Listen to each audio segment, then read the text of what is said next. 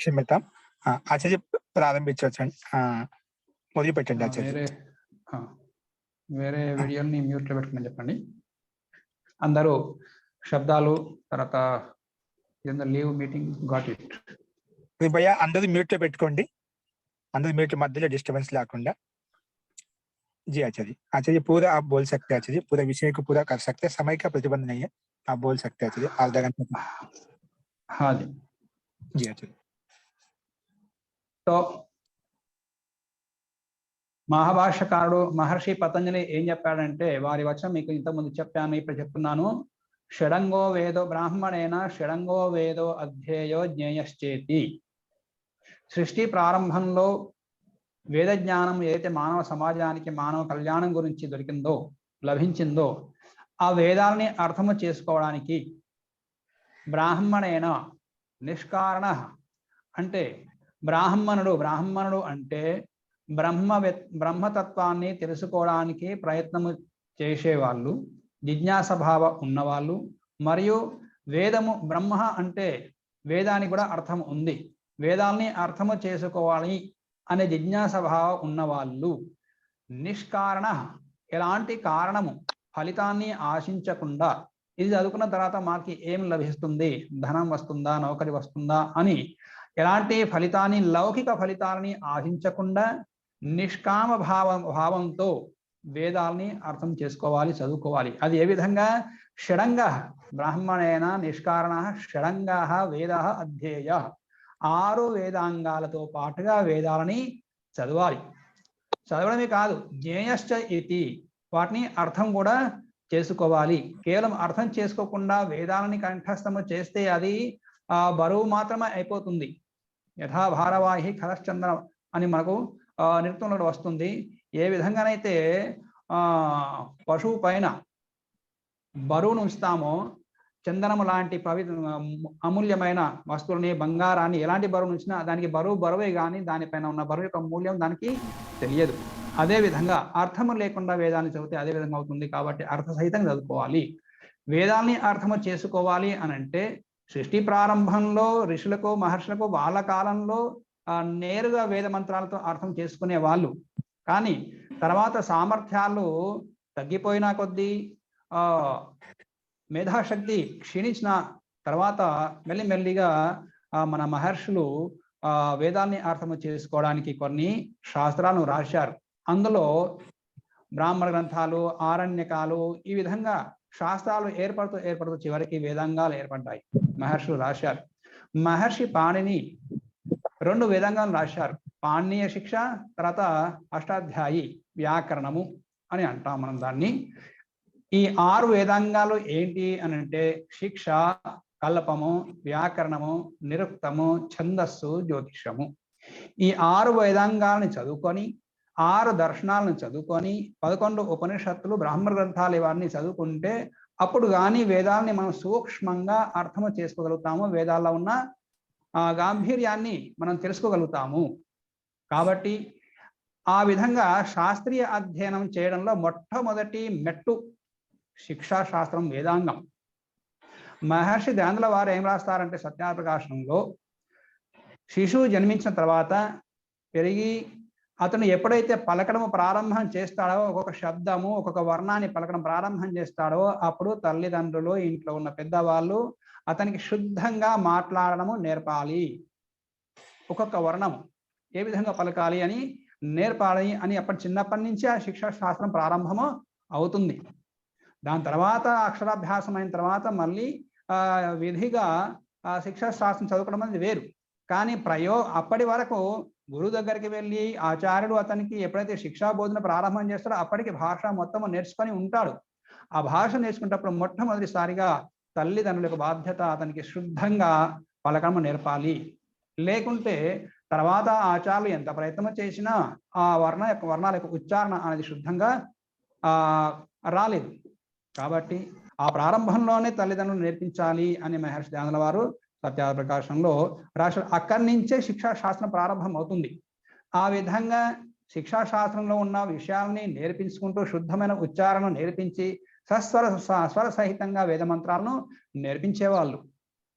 ఈ విధంగా ప్రాయోగికంగా నేర్చుకున్న తర్వాత కల్పము ప్రతి ఇంట్లో యజ్ఞాలు యాగాలు జరిగేవి. ఇష్టి దర్శపునమాసేష్టి ఈ విధంగా యాగాలు కూడా జరిగేవి. వాటికి సంబంధించిన యజ్ఞకుండాలు వేరే ఉంటాయి, వాటిలో కూడా జరిగేవి. అవన్నీ చూస్తూ చూస్తూ పిల్లలు చిన్న పిల్లలే ఇంట్లో ఆడుకుంటూ పాడుకుంటూ ఆ క్రియల్ని చూసుకుంటూ మంత్రాలు వినుకుంటూ మంత్రాలను కూడా కంఠస్థం చేసి ఆ క్రియలను చూసుకుంటూ క్రియలను నేర్చుకునే వాళ్ళు. ఈ విధంగా రెండవ వేదాంగం కూడా వాళ్ళ విద్యాభ్యాసం కంటే ముందే ఇంట్లోనే వాళ్ళు నేర్చుకునే వాళ్ళు. ఆ విధంగా రెండవ వేదాంగము కల్పం కూడా వాళ్ళకు చిన్నతనంలోనే బాల్యకాలంలోనే వాళ్ళు నేర్చుకునే వాళ్ళు. ఆ తర్వాత ఆచరణ దగ్గర వెళ్ళిన తర్వాత మళ్ళీ యథావిధిగా వాళ్ళకు మళ్ళీ శాస్త్రీయ అధ్యయనము ప్రారంభము అవుతుంది. ఇక్కడ మనము ఒకటి గమనించాలి, ఏంటి అంటే మానవునికి భగవంతుడు ఒకవేళ మాట్లాడే శక్తిని ఇవ్వకపోతే ఏంటి ఈ సృష్టి యొక్క మహత్వం ఒకసారి మనం ఆలోచించాలి. ఈ ప్రపంచంలో మనిషికి తప్ప మానవునికి తప్ప ఏ ప్రాణికి కూడా మాట్లాడే శక్తి సామర్థ్యాలు లేవు. ఏదో కొంత ప్రయత్నం చేస్తే చాలా ప్రయత్నం చేయగా చిలుకలు కొన్ని పలుకుతాయి. కానీ మనిషికి అత్యంత సమీపంలో ఉన్న ఆకృతిలో ఆకారంలో మనిషిగా సమీపంలో కనబడే కోతులు కానీ చింపాంజీ గొరిల్లా ఇలాంటి ప్రాణులు కూడా మాట్లాడలేవు. ఆ శక్తి సామర్థ్యాలు ఏ ప్రాణిలో కూడా లేవు. మరి అలాంటి శక్తి సామర్థ్యము భగవంతుడు కేవలం మానవునికే ఇచ్చాడు. మరి దాన్ని మనం ఏ విధంగా వినియోగం చేసుకోవాలి? ఆ వాక్ శక్తి యొక్క మహత్వాన్ని చెప్తూ ఒక ఆచార్యుడు కవి కావ్యశాస్త్రానికి సంబంధించిన ఆచార్యుడు ఏమంటాడంటే, ఇదం అంధం తమ కృష్ణం జాయేత భువనత్రయం యది శబ్దాహ్వయం జ్యోతి ఆ సంసారం న దీప్యతే. ఈ శబ్ద జ్ఞానం అనే దీపము గనక ఈ ప్రపంచంలో ఉండకపోతే ఈ ప్రపంచమంతా మొత్తం అంధకారమయం అయిపోయేది. అనగా ఒకవేళ మాట్లాడే శక్తి గనక మానవునికి ఉండకపోతే అతడు జ్ఞానాన్ని ఆర్జించలేడు, ఇతరులకు జ్ఞానాన్ని ఇవ్వలేడు. ఇతర పశుపక్షుల్లాగానే ఒక ప్రాణిగా ఉండిపోయేవాడు మానవుడు కూడా. ఆ విధంగా ఒకవేళ సృష్టి ఏర్పడితే భగవంతుని యొక్క సృష్టి నిరర్థకమైపోతుంది. ఈ జగత్తు యొక్క ప్రపంచం యొక్క నిర్మాణమే సర్వథా నిష్ఫలమైపోతుంది. కేవలము మనిషికి వాక్ శక్తి కనుక మాట్లాడే శక్తిని ఇవ్వకపోయి ఉంటే, అంటే సంపూర్ణ సృష్టి యొక్క ఫలితము వాక్ శక్తి మీద ఆధారపడి ఉంది. మరి అలాంటి దివ్యమైన వాక్ శక్తి మనిషికి లభించింది. దాన్ని మనం ఏ విధంగా గమనించి జాగ్రత్తగా వాడుకోవాలి, దాంట్లో ఎంత శక్తి ఉంది అనేది మనము తెలుసుకోవాలి. ఊరిక ఏదో అర్థం లేకుండా దినమంతా కొంతమందికి మాట్లాడే అలవాటు ఉంటుంది. దానితో ఎంతో శక్తి క్షీణించిపోతుంది. వాక్కుని యొక్క సంయమం చేసి సత్యాన్ని పలికితే యోగ దర్శనం ఒక సిద్ధి చెప్తారు. ఏంటి అంటే, సత్యాన్ని గనక ప్రతిష్టం అతను చేసుకుని ఉంటే, సత్యాన్ని పలికి తన వ్యవహారంలో ఆచరించి ఉంటే అతడు ఏది పలుకుతాడో అది సత్యమైపోతుంది, అది సిద్ధిస్తుంది అని చెబుతారు. అది సత్యము కూడా. అతను ఏది పలుకుతే అది అవుతుందంటే అతను ఏది అవగలుగుతుందో, ఏది సంభవమో దాన్నే పలుకుతాడు, కానీ అసత్యము కాని దాన్ని ఎన్నడూ పలకడు. అంతటి శక్తి ఈ వాక్ శక్తిలో ఉంది. మరి దాన్ని మనం అందరము గమనించి జాగ్రత్తగా, అందుకనే మౌన వ్రతము అని మనకు ఋషులు మహర్షులు పెట్టారు. మౌనాన్ని పాటిస్తూ ఆ వాక్ శక్తిని మనం పెంచుకోవాలి, వృద్ధి చేసుకోవాలి. అలాంటి వాక్ శక్తి మనకు భగవంతుడు ప్రసాదించాడు. కానీ దాన్ని మనము ఏ విధంగా వాడుకోవాలి? శుద్ధంగా మనము దాన్ని వాడాలి, శుద్ధంగా పలకాలి. లేనట్లయితే అది అనర్థకమైపోతుంది. ఒక ఆచార్యుడు ఏమంటాడంటే, యజ్ఞవి పుత్ర బహునాధీషే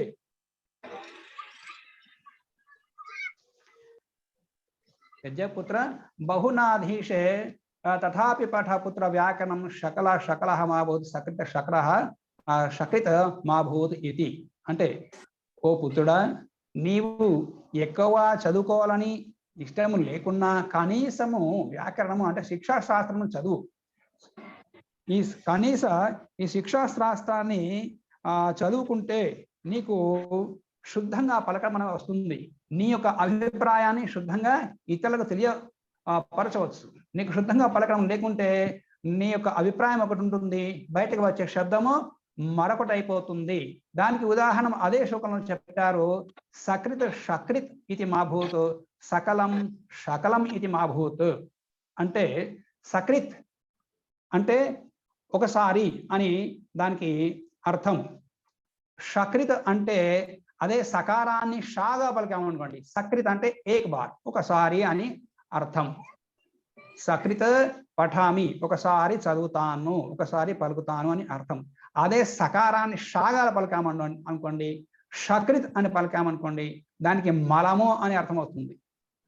నేను ఒకసారి అని చెప్పబోయి షకృత్ అని అంటే సంస్కృతంలో దానికి అర్థము చాలా విపరీతంగా మారిపోతుంది. అదేవిధంగా సకలం అంటే సంపూర్ణము అని అర్థం. అదే సకలం అనబోయే షకలము అనంటే ముక్క, టుకడా అని అర్థం వస్తుంది. ఈ విధంగా చాలా శబ్దాలలో అర్థాలు మారిపోతాయి. శ్రవణము అంటే అందరికీ తెలుసు, ఏంటిది? వినడము అని అర్థం, అందరికి తెలుసు కదా శ్రవణము అనంటే. అదే శ్రవణము అనబోయి శ్రవణము అన్నాం అనుకోండి, శ్రవణము అనంటే బహన అంటే నీరు కిందకి పారిపోతుంది. ఆ విధంగా అర్థాలు మారిపోతాయి. శాకం అంటే కూర అని అందరికీ తెలుసు. భోజన పదార్థాలు శాకం అని అందరూ వాడతారు. శాకం అనకుండా ఒకవేళ శాకం అన్నారనుకోండి, మీరు సంస్కృతం నేర్చుకుని ఉన్న వాళ్ళని నాకు తెలిసింది, కొంతమంది సంస్కృత అనువాదము రచనా కౌముది కూడా చదువుకున్నారు అని ఆచార్య లోకేష్ గారు చెప్పారు. శాకం సమం సార్ధం అనే శబ్దాలతో పాటుగా తృతీయ విభక్తి అవుతుంది. పితా శాకం పుత్ర ఆగచ్చతి అంటే తండ్రితో పాటుగా కుమారుడు వస్తున్నాడు అని అర్థం వస్తుంది. శాకం అంటే సాత్, ఒకరితో పాటుగా అని అర్థం. అదే శాకం అంటే అది కూర అవుతుంది. ఆ విధంగా అర్థాలు చాలా మారిపోతాయి. విష్ అంటే విషము అందరికీ తెలుసు. ఆ విషము అనవై విష్ అన్నారనుకోండి, తాళ విషకారని పలకామనుకోండి, అది ఏమవుతుంది? అది రాజ్యము అని అర్థం వస్తుంది. అదేవిధంగా విషయ అంటే మనకు 5 ఇంద్రియాలు ఉన్నాయి. ఆ 5 ఇంద్రియాలకు 5 రకాల విషయాలు ఉన్నాయి. రూప రసగంధ స్పర్శ అని 5 రకాల విషయాలు ఉన్నాయి, అది అందరికీ తెలుసు. కానీ విషయము షా అని పలకకుండా షా తాళ పలకామనుకోండి, విషయ అంటే ప్రశ్న, శంక, సందేహము అని అర్థం వస్తుంది. అదేవిధంగా అక్షర్ అంటే ఒక వర్ణము అని అర్థం.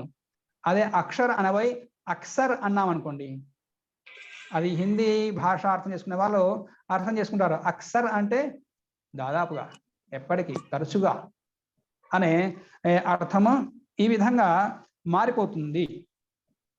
కాబట్టి శుద్ధంగా పలకాలి. శుద్ధంగా పలకాలంటే ఒక్కొక్క వర్ణము మన శరీరం నుంచి ఏ విధంగా ఏర్పడుతుంది, ఏ విధంగా పలికితే ఆ శబ్దం మనకు బయటకు వస్తుంది అనేది మనకు తెలిసి ఉండాలి. తెలిసి ఉండకుంటే కేవలము ఏ రకంగా ఏదో విధంగా అది పలుకుతున్నాము నడుస్తుంది అనంటే అది అశుద్ధం కూడా కావచ్చు. ఒక శబ్దము ఏర్పడింది అంటే దాంట్లో కొన్ని గుణధర్మాలు ఉంటాయి, దానికి ఒక ధర్మం ఉంటుంది, దాంట్లో ఒక స్వభావం ఉంటుంది. అదే గుణధర్మాలతో ఆ వర్ణము ఉచ్చరించబడితే, ఆ అక్షరం ఉచ్చరించబడితే అది శుద్ధంగా బయటకు వెలువడుతుంది. మనకు అభిప్రాయం కూడా శుద్ధంగా బయటకు వస్తుంది. కేవలము అక్షరాలే కాదు సుమ, స్వరాలు కూడా శుద్ధంగా పలకవలసి వస్తుంది. నేను ఒక ఉదాహరణ చెప్తాను, సందర్భం వచ్చింది కాబట్టి. మనము జవ శాంతి అంతరిక్షం శాంతి అని మంత్రం చదువుతాం. చివరిలో సామ శాంతి రేధి అని చదువుతాం. సా అంటే ఆ శాంతి, జవ శాంతి, పృథ్వీ శాంతి, అంతరిక్ష శాంతి, ఇవన్నీ ఏమని చెప్పామో ఆ శాంతులన్నీ సా శాంతి. మా ఏధి అంటే నాకు కలగాలి అని దానికి అర్థం. సా మా శాంతి రేధి అని మాను అక్కడ అనుదాత్తంలాగా పలికితేనే నాకు అని అర్థం వస్తుంది. ఆ యొక్క శాంతులు అన్నీ నాకు కలగాలి అని అర్థం వస్తుంది. కానీ సా మా శాంతిరేధి అని ఇక్కడ మాను అనుదాత్తంగా పలకకుండా ఉదాత్తంగా పలికామనుకోండి, దానికి అర్థం ఏమవుతుంది? ఆ శాంతి నాకు అవసరం లేదు. పృథివీ శాంతి, అంతరిక్ష శాంతి, దౌ శాంతి, ఇవన్నీ శాంతులు నాకు అవసరం లేదు, నాకు వద్దు అనే అర్థం వస్తుంది. చూడండి, మా అనే శబ్దానికి అనుదాత్తము, ఉదాత్తము ఈ స్వరితాల 3 స్వరాలు ఉంటాయి. స్వరము మారినంత మాత్రాన మనము భగవంతునితో శాంతి కావాలని కోరుతున్నామా, శాంతి అవసరం లేదని కోరుతున్నామా? అవసరం లేదని ఎవరు కోరరు, భావన కావాలని ఉంటుంది. కానీ స్వరం మాత్రము అక్కడ మనం విపరీతంగా పలుకుతున్నాం. కాబట్టి ఈ విధంగా శుద్ధమైన ఉచ్చారణతో పాటుగా మనము పలకాలి అంటే ఒక్కొక్క విషయాన్ని మనం సూక్ష్మంగా శాస్త్రీయంగా చదువుకోవాలంటే ఈ శిక్షా శాస్త్రాన్ని, మహర్షి పాణిని రాసిన శిక్షా శాస్త్రాన్ని మనము చదువుకోవాలి. లేనట్లయితే అది విపరీతము అయిపోతుంది. ఇప్పుడు మీకు ఏదైతే చెప్పానో అర్థం విపరీతంగా అయిపోతుందని, అది మహాభాష్యంలో కూడా ఒక శ్లోకం వస్తుంది. దృష్టా శబ్ద స్వరతో వర్ణతో వా మిథ్యా ప్రయుక్త న తమర్థం ఆహ సవాగ్ వజ్రో యజమానం హినస్తి యథేంద్ర శత్రు స్వర్గోపరాధ. దానికి భావం మాత్రం మీకు చెప్తాను.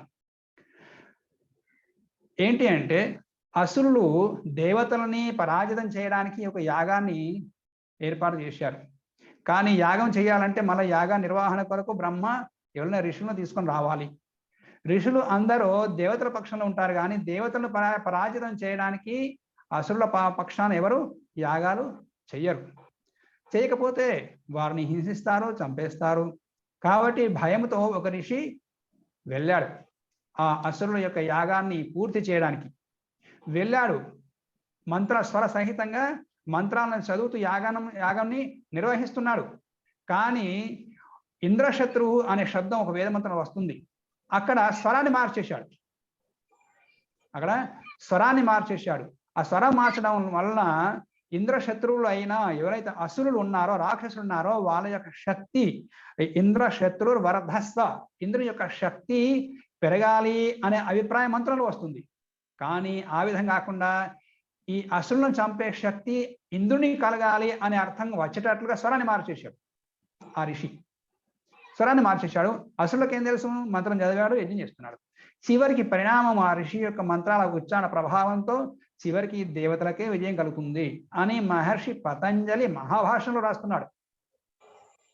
అంటే ఆ విధంగా స్వరాలలో మన యొక్క ఉచ్చారణలో అంత శక్తి ఉంటుంది. అంత శక్తిని మనము తెచ్చుకోవాలి. ఆ విధంగా మనము అభివృద్ధి చేసుకోవాలి. అది చేసుకోవాలంటే ఏ విధంగా పలికితే ఒక్కొక్క వర్ణము బయటకు వస్తుంది. మనం ఏదో పలుకుతూ పోతున్నాము, దినమంతా ఏదో మాట్లాడుతూ పోతున్నాము, కానీ అవన్నీ పలకడానికి ఎంత శక్తి మనకు వినియోగం అవుతున్నది, ఎంత శక్తిని ఖర్చు చేసుకుంటే కానీ ఒక్కొక్క శబ్దం వర్ణం బయటకు వస్తుంది అనేది ఈ శరీర విజ్ఞానాన్ని మనం తెలుసుకుంటే మనకు అర్థమవుతుంది.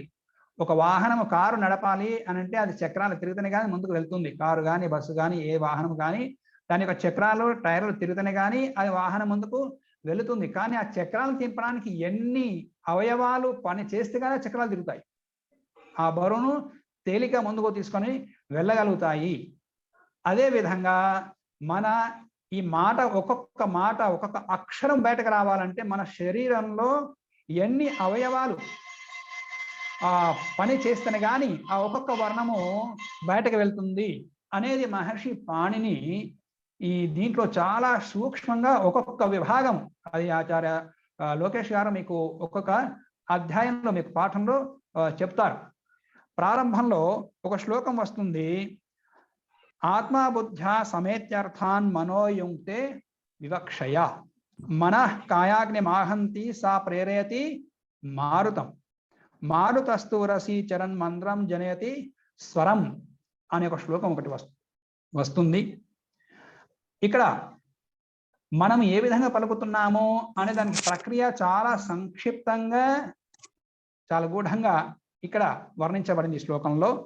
ఆత్మ బుద్ధ్యా సమేత్య అర్థాన్, ఆత్మ ఏదో ఒక తన విషయాన్ని, తన అభిప్రాయాన్ని వ్యక్తపరుచుకోవాలనే సంకల్పం దానికి వస్తుంది. ఆ వచ్చినప్పుడు ఆత్మ ఏం చేస్తుంది? బుద్ధితో కలిసి ఆలోచిస్తుంది. ఈ అభిప్రాయాన్ని బయటకు పంపాలి అని బుద్ధికి ప్రేరేపిస్తుంది. ఆ బుద్ధి ఏం చేస్తుంది? అది ఆలోచిస్తుంది. అది కేవలం ఆత్మ బుద్ధికి కేవలం ప్రేరణ మాత్రం ఇస్తుంది, ఈ అభిప్రాయాన్ని బయటకు పంపాలి అని. ఆ అభిప్రాయం తీసుకొని, ఆ అభిప్రాయం ఏదైతే ప్రేరణ ఇస్తుందో ఆత్మ, అది శబ్ద రూపంలో ఉండదు, కేవలము అభిప్రాయం మాత్రం ఉంటుంది. ఆ అభిప్రాయాన్ని వ్యక్తపరచడానికి ఏ శబ్దాలలో, ఏ శైలిలో, ఏ విధంగా చెప్పాలి, ఎలాంటి శబ్దాలు చెప్పాలి, ఎలాంటి వర్ణాలు వాడాలి, అవన్నీ బుద్ధి క్షణంలో ఆలోచించుకుంటుంది. అది ఆలోచించుకొని బుద్ధి ఏం చేస్తుంది? ఆత్మ బుద్ధ సమేత్యార్థాన్ మనోయుంక్తే వివక్షయ. అప్పుడు ఏదో తన అభిప్రాయాన్ని బయటకు పంపాలనే కోరికతో అదేం చేస్తుంది? మనస్సుకు ప్రేరేపిస్తుంది. మనోయుంక్తే వివక్షయ, మనస్సుకు ప్రేరేపిస్తుంది. మనస్సు ఏం చేస్తుంది? మనః కాయాగ్ని మాహంతి, అంటే జఠరాగ్ని ప్రేరేపిస్తుంది. ఆ మనస్సు దాంట్లో ఏ మార్పు చేయదు. ఇక ఆ బుద్ధి ఏదైతే ప్రేరణ ఇచ్చిందో, ఇలాంటి వర్ణాలతో కూడిన శబ్దాలతో కూడిన వాక్యాలను ఈ విధంగా బయటకు పంపాలి అనే ప్రేరణను మనస్సుకి ఇస్తుంది. ఆ మనస్సు ఏం చేస్తుంది? జఠరాగ్ని ప్రేరేపిస్తుంది. ఆ జఠరాగ్ని ఏం చేస్తుంది? మనః కాయాగ్ని మాహంతి సా ప్రేరయతి మారుతం. ఆ జఠరాగ్ని మారుతం అంటే వాయువు ప్రేరేపిస్తుంది. మన ఉదరంలో, పొట్టలో జఠరాగ్ని దగ్గర ఉన్న ఆ వాయువుకు ప్రేరేపిస్తుంది. ఆ వాయువు ఏం చేస్తుంది? మారుతస్తు ఉరసి చరణ్. ఆ వాయువు పైకి లేస్తూ, పైకి వస్తూ, అంటే ఇటు మన ఊపిరితిత్తుల దగ్గరికి, ఊపిరితిత్తుల నుంచి కంఠానికి, కంఠం నుంచి ముఖం వైపుకు, మన నోటిలోనికి, వాక్కుల దగ్గరికి రావడానికి పైకి లేస్తుంది. పైకి లేచిన తర్వాత ఉరసచరణ్ మంద్రం జనయతి స్వరం. అప్పుడు కంఠంలో వచ్చేసి గంభీర నాదాన్ని అది ఉత్పన్నం చేస్తుంది. ఆ నాదం మళ్ళీ మన ముఖం లోపలికి వచ్చేసి శబ్దాలు ఏర్పడతాయి. ఒక్కొక్క వర్ణాలతో కూడిన శబ్దాలతో కూడిన వాక్యాలు ఏర్పడి మనం ఆ అభిప్రాయాన్ని బయటకు వెలుగుస్తాము, వాటిని ప్రకటింపజేస్తాము, మాట్లాడతాము. ఇక్కడ ఈ శ్లోకంలో ఉన్న అభిప్రాయం ఇది. కానీ మనం ఇక్కడ ఆలోచించదగింది ఏంటంటే, ఆత్మ బుద్ధిని ప్రేరేపించింది, బుద్ధి మనసుని ప్రేరేపించింది, మనసు జఠరాగ్ని ప్రేరేపించింది, జఠరాగ్ని వాయువు ప్రేరేపించింది. ఇక్కడ వరకు సరే.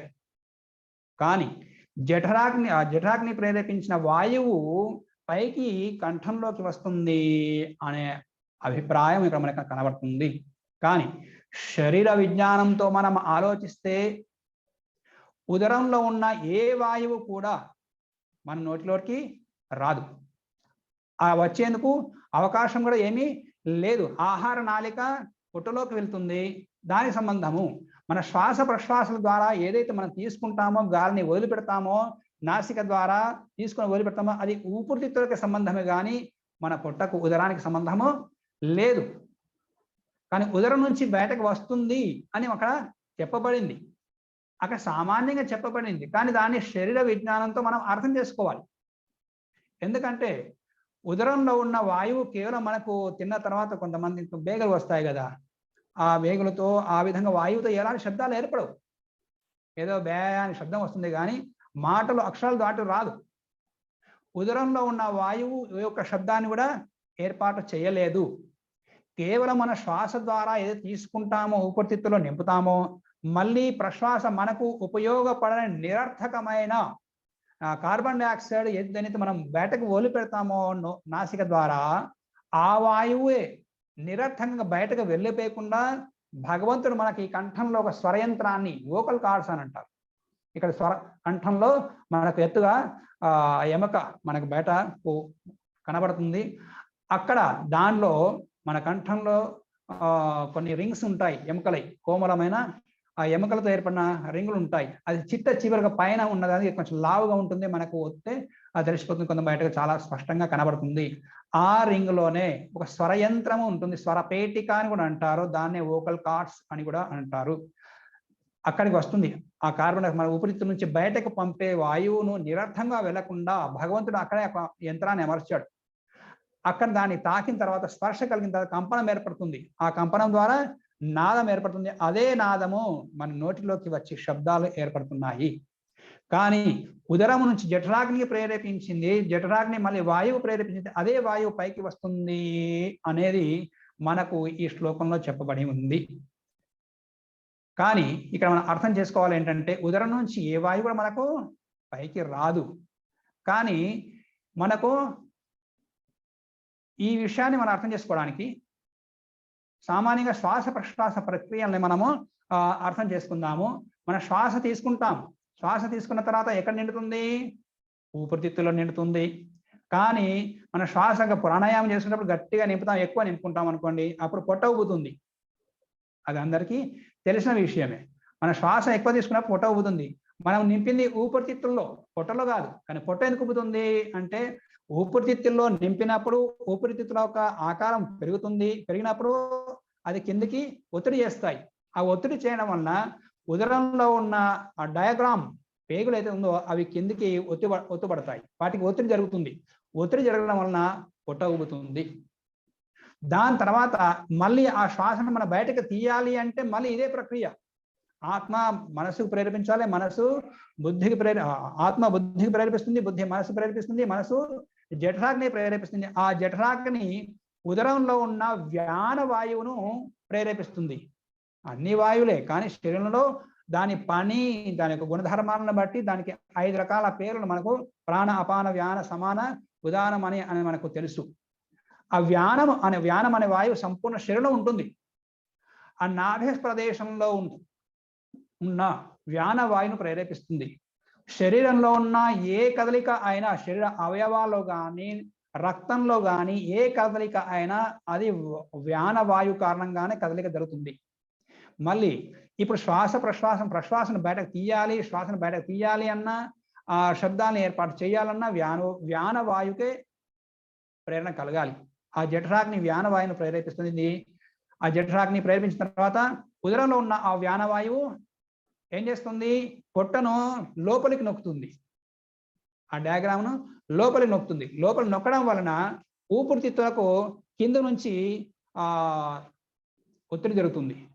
ఏ విధంగా అయితే బెలూన్ లో గాలి నింపి దాన్ని ఒత్తేస్తే గాలి బయటకు వెళ్ళిపోతుందో, ట్యూబ్లో ఉన్న ట్యూబ్ను మనము నొక్కితే దాంట్లో గాలి బయటకు వెళ్తుందో, అదే విధంగా ఆ జఠరాగ్ని ద్వారా ప్రేరేపించబడిన ఆ వ్యాన వాయువు ఆ పొట్టను లోపలికి నొక్కడం వలన ఆ డయాగ్రాము పైకి నొక్కుతుంది.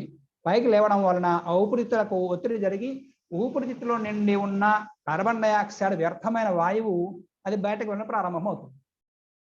అదే వ్యానవాయువు స్వరకంఠంలో, ఈ స్వరపేటికలో నాదం ఏర్పడజేస్తుంది. అక్కడ కంపనం ఏర్పడుతుంది. ఆ కంపనం వలన నాదం ఏర్పడుతుంది. ఏ విధంగానైతే వీణ తార్ దాంట్లో ఉన్న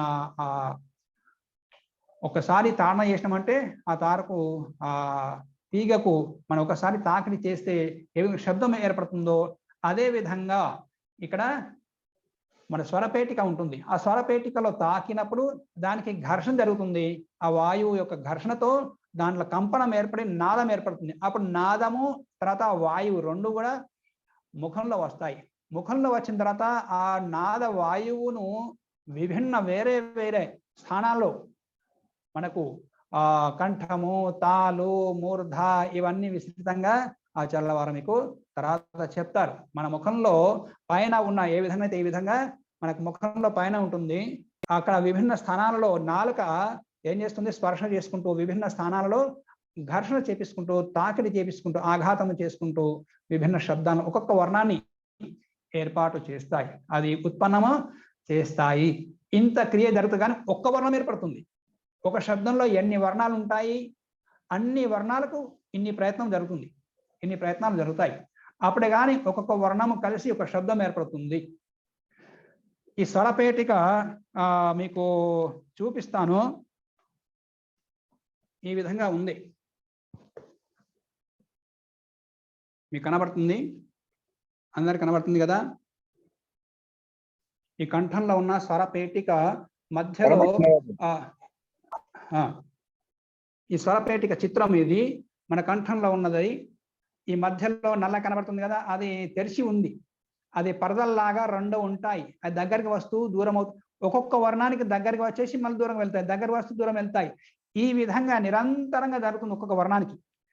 ఈ స్వరపేటికల్లో ఉన్న ఈ స్వర తంత్రాలు అంటే ఈ పరదలు ఎంత తీవ్రంగా కంపనం చేస్తాయి, ఒకదానికి ఒక వర్ణాన్ని ఉత్పన్నం చేయడానికి దగ్గర వచ్చి మళ్ళీ దూరం వస్తాయి, దగ్గరకు వచ్చి దూరం వెళ్తూ ఉంటాయి.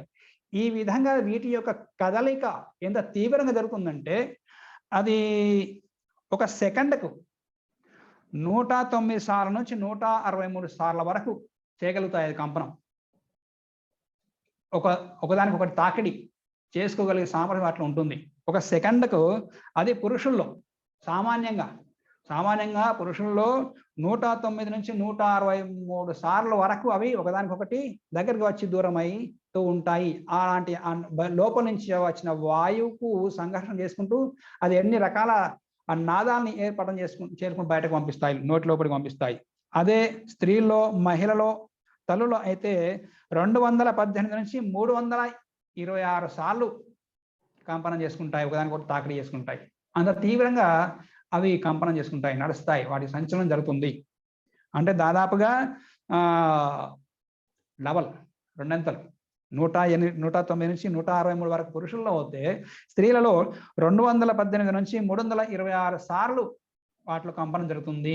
ఇది సామాన్యంగా మనము మాట్లాడే స్థితిలో ఒకవేళ ఒక గాయకులు అంటే తీవ్రంగా భావోద్వేగము ప్రవచనం ఇవ్వడము, లేకుంటే చాలా భావోద్రితకముతో పాటలు పాడినప్పుడు, గానము చేసినప్పుడు అప్పుడు అత్యధికంగా అది కంపనము చేసుకుంటాయి, తాకిడి చేసుకుంటాయి.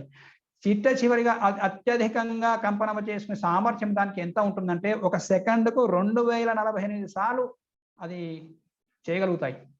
అంత తీవ్రంగా అవి కంపనం చేస్తాయి.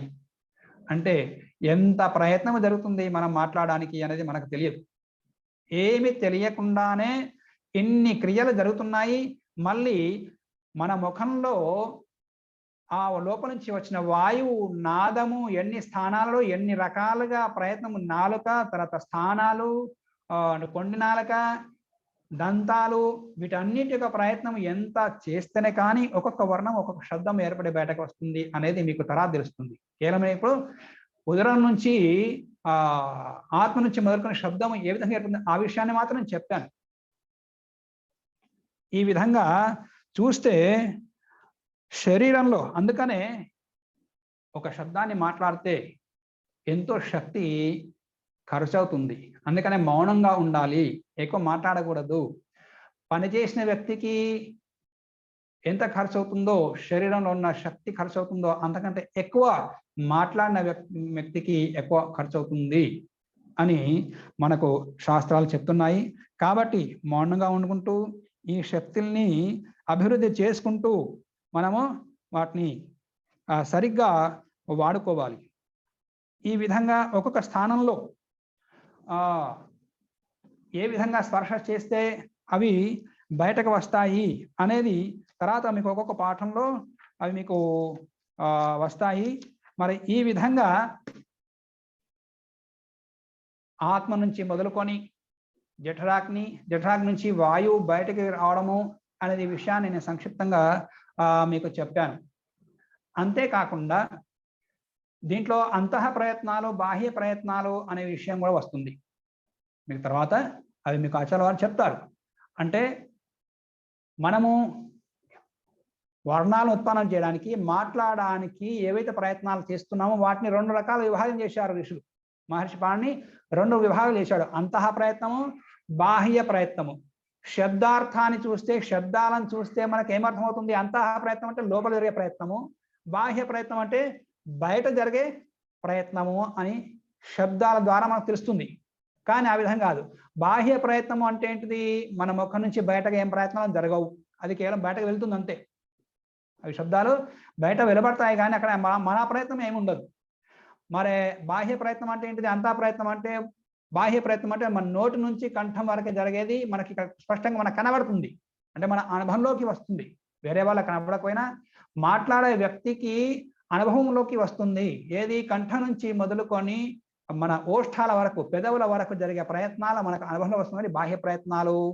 దీని నుంచి ఇంకా లోపలికి కంఠం నుంచి జఠరాగ్ని వరకు ఈ జరిగే ఏవైతే ప్రయత్నాలు ఉన్నాయో ఇవన్నీ కూడా బాహ్య ప్రయత్నాలు అంతః ప్రయత్నాలు, లోపల జరిగే ప్రయత్నాలు అని అర్థం చేసుకుంటారు.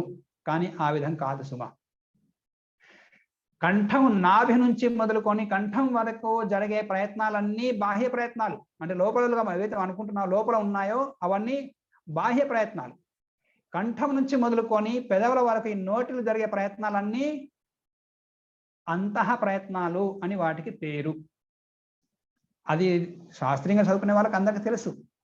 కానీ వీటికి అంతః ప్రయత్నాలని పేరు ఎందుకు? మరి కంఠం నుంచి నాభి లోపలికి జరిగేవన్నీ అవి లోపల ఉన్నాయిగా, వాటికి బాహ్య ప్రయత్నాలు అని పేరు ఎందుకు వచ్చింది అనేది సందిగ్ధంగా ఉంటుంది. దాని కారణం తెలుసుకోలేకపోతారు. కాబట్టి ఆ విషయాన్ని కూడా మీకు ఈరోజు చెప్పేందుకు ప్రయత్నము నేను చేస్తాను. మీరు జాగ్రత్తగా వింటే అది చాలా తేలిగ్గానే అందరికీ అర్థమవుతుంది. ఇక్కడ అంతః బాహ్యము అనేది మన శరీరాల అవయవాలకు సంబంధించిన ప్రయత్నాలు కావు. మరి ఏంటిది అంతః బాహ్య ప్రయత్న శబ్దాలకు అర్థము అని అంటే, శబ్దము ఏర్పడడానికి నేను ఇంతకుముందు చెప్పిన ప్రక్రియలు మన ప్రయత్నాల క్రమము చూస్తే ఏంటిది? ఆత్మ నుంచి మొదలుకొని జఠరాగ్ని వరకు ఉన్న ప్రయత్నం మనం వదిలిపెట్టేద్దాం. మన శరీర మన ఆత్మ బుద్ధికి, బుద్ధి మనస్సుకు, మనసు జఠరాగ్ని ప్రేరేపించింది. ఆ విషయాన్ని మనం వదిలేద్దాం. అది చాలా సూక్ష్మమైన శరీర అవయవాల్లో కలిగే ప్రయత్నాలు నాభి నుంచి మొదలుకొని ఏదైతే ఆ జఠరాగ్ని వాయువు ప్రేరేపించిందో ఆ వాయువు వ్యాన వాయువు ఊపిరితిత్తులకి నొక్కింది. ఆ ఊపిరితిత్తులు నొక్కిన తర్వాత మళ్ళీ ఊపిరితిత్తులో ఉన్న ఉదాన వాయువు, ఊపిరితిత్తుల నుంచి ఏదైతే వాయువు మనకు కార్బన్ డైఆక్సైడ్ మన బయటకు తీసేస్తున్నామో దాన్ని ఉదాన వాయువు అని అంటారు. అంటే వ్యాన వాయువు ఉదాన వాయువుని ప్రేరేపించింది. ఉదాన వాయువు బయటకు వెళ్ళి శబ్దాలను ఉత్పన్నం అవుతున్నాయి. ఈ విధంగా చూస్తే నాభి నుంచి మొదలుకొని ఏదైతే జఠరాగ్ని ప్రేరణ వల్ల వాయువు బయటకు ఆ ఊపిరితిత్తులు నొక్కడము తర్వాత క్రియలు ఏది జరుగుతున్నాయో అవన్నీ ముందు జరగాలి. దాని తర్వాతనే కానీ ఈ స్వరపేటికలో వోకల్ కార్డ్స్లో నాదం ఏర్పడుతుంది. ఆ నాదము తర్వాత వాయువు రెండు కలిసి నోటిలోకి వచ్చి అప్పుడు శబ్ద స్వరూపం ఏర్పడుతుంది, అక్షరాలు ఏర్పడతాయి, అవి మళ్ళీ బయటకు వస్తాయి. అంటే ఈ క్రమాన్ని మనం ఒక శబ్దము ఒక వర్ణము ఏర్పడాలంటే ముందు ఈ నాభి నుంచి మొదలుకొని కంఠం వరకు జరిగే ప్రయత్నాలు ఒకటి, కంఠం నుంచి మొదలుకొని పెదవుల వరకు జరిగే ఈ ప్రయత్నాలు రెండవ విభాగం, దాని తర్వాత శబ్ద వ్యుత్పత్తి బయటకు వస్తుంది. ఈ మూడు విభాగాలని మన క్రమాన్ని అర్థం చేసుకున్న తర్వాత మనము ఇక్కడ ఆలోచిస్తే శబ్ద వ్యుత్పత్తికి సాక్షాత్తుగా కారణం ఏంటిది? నేరుగా శబ్దాలని నేరుగా ఉత్పన్నం చేసే కారణం ఏంటిది? ఎవరైనా చెప్తారా?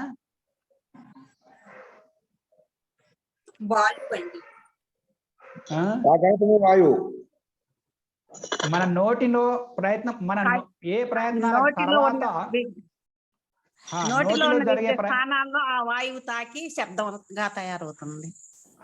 అవును, అంటే నోటిలో జరిగే ప్రయత్నము తర్వాతనే శబ్దం ఏర్పడుతుంది. మన సాక్షాత్తుగా మన స్థూలంగా చూస్తే శబ్ద వ్యుత్పత్తికి మూల కారణము ఎవరు? నోటిలో జరిగే ప్రయత్నం. जी नमस्ते आचार्य। नोटिलो ओम क्षमता आचार्य, आचार्य प्रदीप जी भी आए हुए हैं, तो 10 मिनट का आचार्य जी का भी एक बार बस जल्दी समाप्त कर लेता हूँ।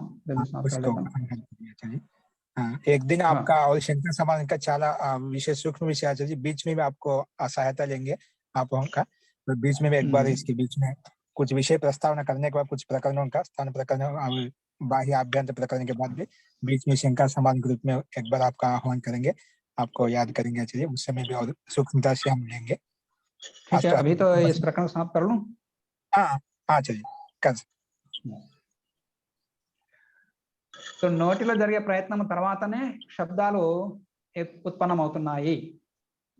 అంటే శబ్ద వ్యుత్పత్తికి మూల కారణము నేరుగా ఉన్న కారణము నోటిలో జరిగే ప్రయత్నము. అంటే అంతః అంటే అర్థం లోపల అర్థం కాదు, సమీపంలో శబ్ద వ్యుత్పత్తికి సమీపంలో ఉన్న ప్రయత్నాలు నోటిలో జరిగే ప్రయత్నాలు. అందుకనే నోటిలో జరిగే ప్రయత్నాలు అంతః ప్రయత్నము అని అర్థము. మళ్ళా అంతః ప్రయత్నాలు ఏ విధంగా ఏర్పడ్డాయి? దానికి కారణము ఇంకో కారణం ఏంది? ఆ లోపల జరిగే ప్రయత్నాలు ఏవి? నాభి నుంచి మొదలుకొని కంఠం వరకు జరిగే ప్రయత్నాలు, అవి పరోక్షంగా కారణాలు. లోపల జరిగే బాహ్య ప్రయత్నాలు అంతః ప్రయత్నాలు ఉత్పన్నం చేస్తున్నాయి. అంతః ప్రయత్నం వల్ల మళ్ళీ శబ్దాలు ఏర్పడుతున్నాయి. కాబట్టి శబ్ద వ్యుత్పత్తికి మూల కారణము నేరుగా సమీపంలో సమీపంలో సాక్షాత్ కారణము అంతః ప్రయత్నాలు, నోటి జరిగే ప్రయత్నం. అందుకని వీటికి అంతః ప్రయత్నం మన అనుభూతిలో బయట కనబడ్డా కానీ వాటికి అంతః అని పేరు పడింది. దాని తర్వాత కారణాన్ని ఉత్పన్నం చేసి ఇంకా మరో కారణాలు లోపల జరుగుతున్నాయి. వాటికి అది శబ్ద వ్యుత్పత్తికి దూరంగా ఉంది. అది శబ్ద వ్యుత్పత్తికి నేరుగా కారణాలు కావడం లేదు. కాబట్టి అవి బాహ్య ప్రయత్నాలు, దూరంగా ఉండే ప్రయత్నాలు, పరోక్షంగా ఉండే ప్రయత్నాలు అని దానికి అర్థము. అంటే సారంగా మీరు గ్రహించవలసిందంటే బాహ్య ప్రయత్నం అంటే పరోక్ష కారణాలు, పరోక్ష ప్రయత్నాలు. అంతః ప్రయత్నం అంటే నేరుగా ప్రత్యక్ష కారణాలు, ప్రత్యక్ష ప్రయత్నాలు అనే అర్థము గ్రహిస్తే ఆ క్రమాన్ని మనము తెలుసుకోగలుగుతాము. నేను కొన్ని విషయాల్ని మీ ముందు ఉంచాను. మరి సమయము అయిపోయింది. వేరే ఆచార్యుల వారు కూడా వచ్చారు. వారు కూడా మీకు చక్కగా ఈ శాస్త్రీయ విషయాల్ని మీకు చెప్తారు. వారి ద్వారా కూడా మీరు లాభాన్వితులు అవుతారని ఆశిస్తూ నేను నా వాక్ను విరమించుకుంటున్నాను. ఈ అవకాశం ఇచ్చినందుకు ఆచార్యుల గారికి, ఆచార్య లోకేష్ గారికి, తర్వాత శ్రద్ధగా విన్నందుకు మీకు అందరికీ కూడా ధన్యవాదాలు. ఓం నమస్తే. ధన్యవాదాలు మహోదయ.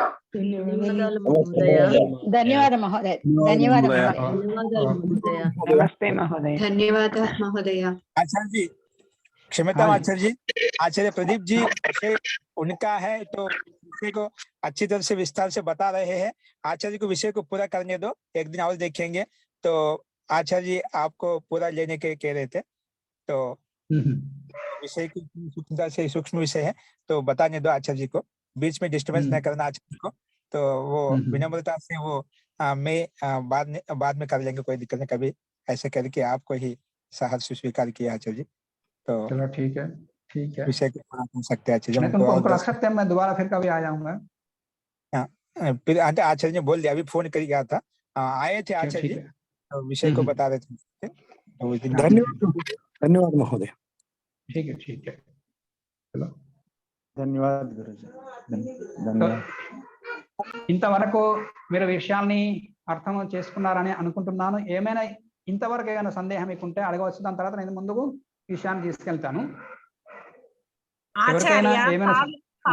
ఆచార్య తాలు స్థానం గురించి ఒక సందేహం ఉందండి. తాలు స్థానం ప్లేస్ చెప్తారా? స్థానాల విషయంలో సరే, అది విషయం ఇప్పుడు నేను చెప్పిన విషయం కాదు అది. అంటే కొంతమంది మూర్ధాకి పైన అని చెబుతున్నారు, కొంతమంది ఏమో ఈ దంతాలకు పైన ఉండే ప్లేస్ అని చెబుతున్నారు.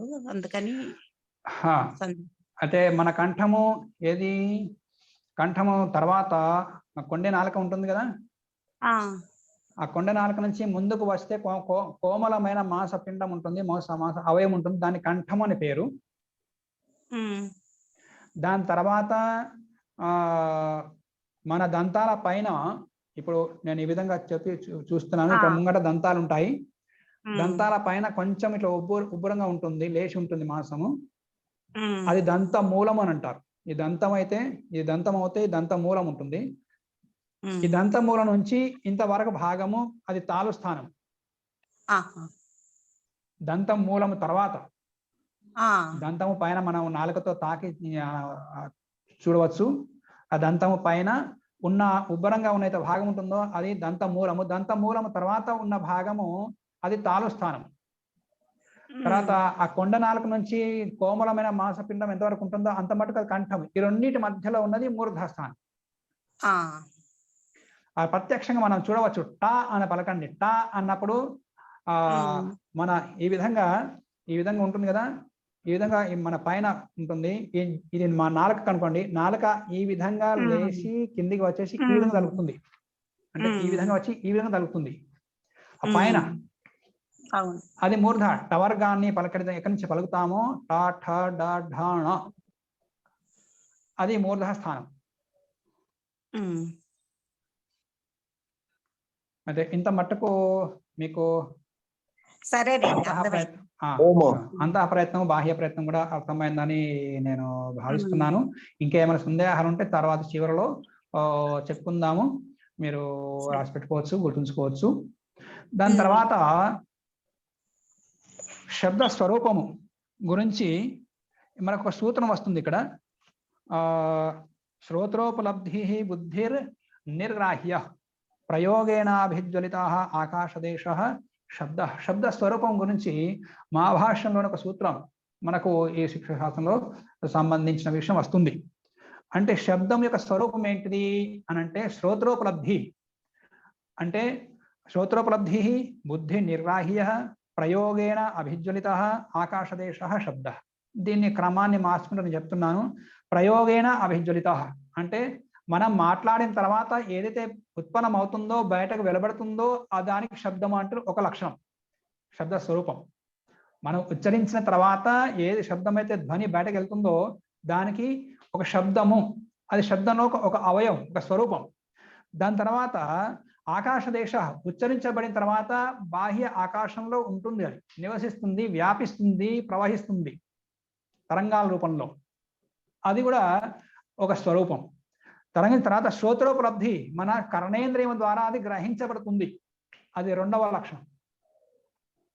శ్రోత్రేంద్రియం ద్వారా శ్రోత్రోపలబ్ధి, శ్రోత్రాల ద్వారానే, కర్ణాల ద్వారానే అవి గ్రహించబడతాయి శబ్దాలు, అది మూడవ లక్షణం. తర్వాత బుద్ధి నిర్గ్రాహ్య, మనం విన్న తర్వాత ఆ తరంగాల రూపంలో వస్తాయి. తరంగాలు వచ్చిన తర్వాత ఆ తరంగాలు తాకిన తర్వాత అది ఒక విశేష ప్రక్రియ ఉంటుంది. ఆ ప్రక్రియ ద్వారా ఆ తరంగాల యొక్క సందేశం మాత్రమే జాతుంది. ఆ తరంగాలు కూడా పైకి వెళ్ళవు. ఆ తరంగాలు బయట నుంచి వచ్చిన తరంగాలు మన కర్ణంలో ఉన్న పరద ఉంటుంది కదా చెవులో, ఆ చెవుల పరద పట్టుకే తరంగాలు వచ్చి తాకుతాయి.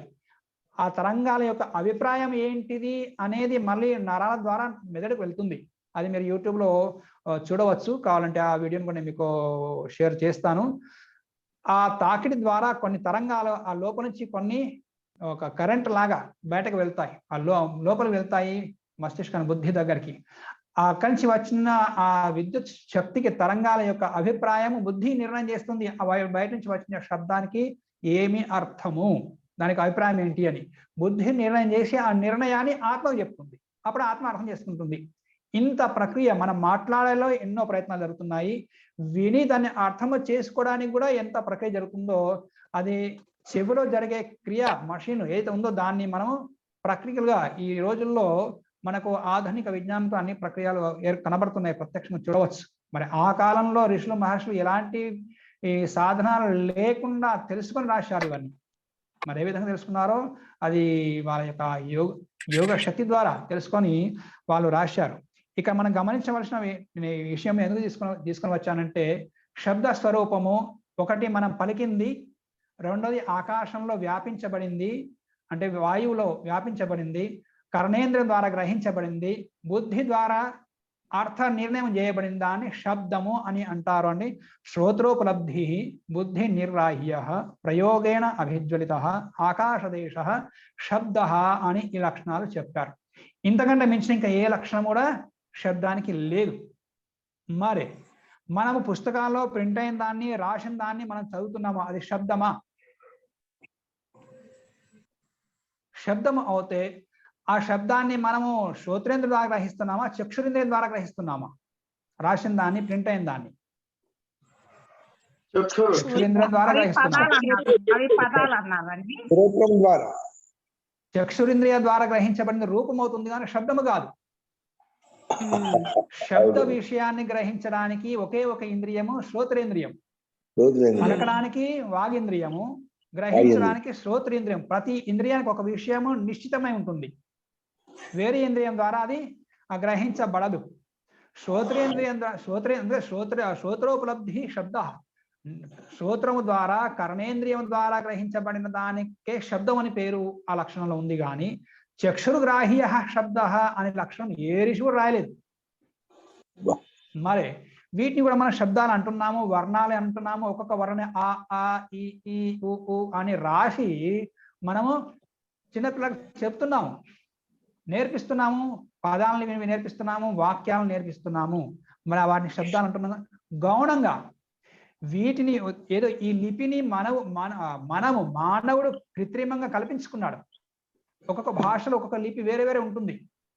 హిందీ భాష నాగర లిపి ఉంటుంది, తెలుగు లిపి ఉంటుంది, తమిళ, మలయాళం, ఈ విధంగా ఒక్కొక్క భాషకు ఒక్కొక్క లిపి వేరే వేరే ఉంటుంది. కానీ ఉచ్చారణ వేద మంత్రాలను చదువుకుంటాము, సంస్కృత భాషను చదువుతాము, అది ఉచ్చారణలో ఒకటే ఉంటుంది భాష, కానీ లిపిలో వేరే వేరే ఉంటుంది. ఆ లిపి అనేది మానవుని ద్వారా కల్పించబడిన ఒక సాంకేతిక భాష మాత్రమే.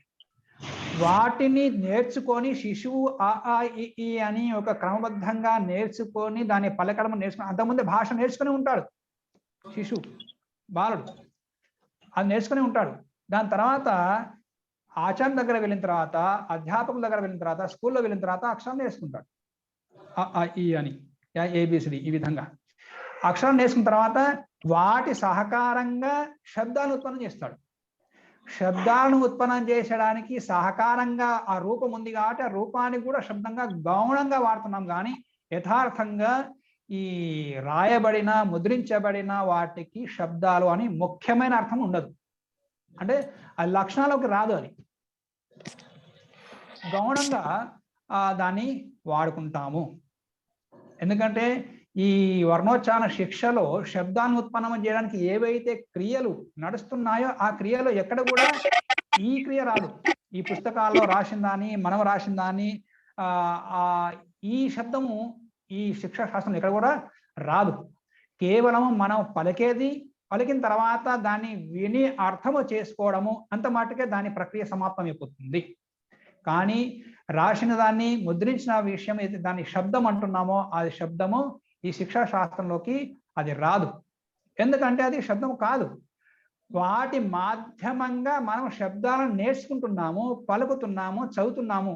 శబ్దాలను పలకడానికి కారణాలు కాబట్టి వాటికి కూడా గౌణంగా శబ్దము, పదము, అక్షరము అని గౌణంగా వాడుతున్నాము, కానీ ముఖ్యమైన శబ్దాలు కావు. ఈ విషయాన్ని మనం గ్రహించాలి. ఇంకొక విషయాన్ని చెప్పి నేను ముగించుకుంటాను.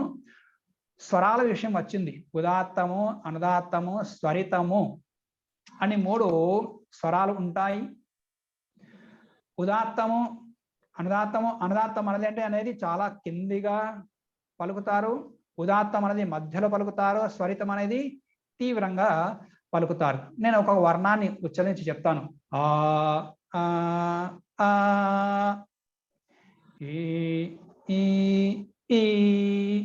ఈ విధంగా ఒక్కొక్క వర్ణము అంటే అచ్చులకు మాత్రమే స్వరాలు ఉంటాయి. ఆ ఈ ఉ అని ఐ ఔ వరకు ఈ అచ్చుల వరకే ఉదాత్త, అనుదాత్త, స్వరితాలు అనే భేదం ఉంటుంది, హల్లులకు ఉండదు. మరి ఈ ఏదైతే లక్షణం ఉందో మన స్వాభావికంగా ఉచ్చారణలో వేదమంత్రాలు కానీ ప్రారంభంలో ప్రాచీన కాలంలో మహర్షి పాణిని సమయం వరకు కూడా వ్యవహారంలో స్వరసహితంగా, అప్పుడు సంస్కృత భాషను ఉండేది వ్యవహారంలో. మహర్షి పాణి మహాభారతం యుద్ధము తర్వాత కూడా మహర్షి పాణిని గారు మహాభారత యుద్ధము తర్వాతనే వారి కాలం ఉత్పన్నమైంది, వారి యొక్క జన్మ లభించింది. అంటే ఆ సమయం వరకు వ్యవహారంలో సంస్కృత భాషనే ఉండేది. అది కూడా వ్యవహారంలో స్వరసహితంగా పలికేవాళ్ళు. అది వ్యాకరణంలో చదువుకునే వాళ్ళకు వ్యాకరణ గ్రంథాల్లో ఎన్నో ఉదాహరణలు వస్తాయి. అంటే సామాన్య లౌకిక వ్యవహారంలో మాట్లాడే సంస్కృత భాషలో కూడా స్వరాలు ఉండేవి. స్వరాలు మారితే అర్థాలు మారిపోతాయని అష్టాధ్యాయ సూత్రాలు ఉన్నాయి.